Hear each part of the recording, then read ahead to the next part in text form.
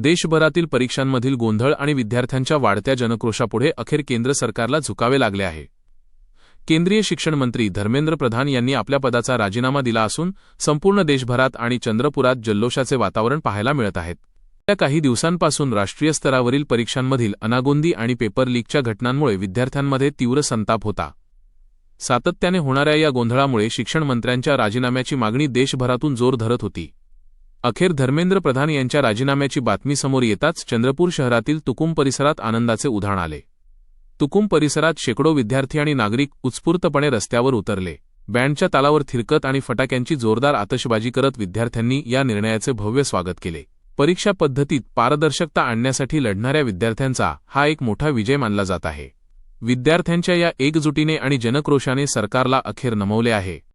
जय हिंद विद्यार्थी मित्रांनो, आज खऱ्या अर्थाने लढ्याला यश मिळालेलं आहे आणि लोकशाहीचा विजय झालेला आहे। विद्यार्थी एकजुटीचा विजय झालेला आहे। आज दाखवून दिलेला आहे की विद्यार्थी एकजुटीची ताकद जर सरकारने या समोर सुद्धा महाराष्ट्र सरकारने एमपीएससीची परीक्षा ही ऑफलाईन पद्धतीनेच घ्यायला हवी आणि जर घेतली नाही तर विद्यार्थी एकजूट अधिक येतील आणि त्याची ताकद पुन्हा दाखवून देतील। सर्व ज्या स्पर्धा परीक्षा आहेत येणाऱ्या काळातल्या, हा आमच्या मागणी आहे की सर्व स्पर्धा परीक्षा या ऑफलाईन पद्धतीनेच व्हायला पाहिजे। ज्या पद्धतीत आज संविधानाचा खऱ्या अर्थाने विजय झालेला आहे, लोकशाहीचा विजय झालेला आहे, तर तीच ताकद आम्ही समोर सुद्धा एकजुटीने ठेवू।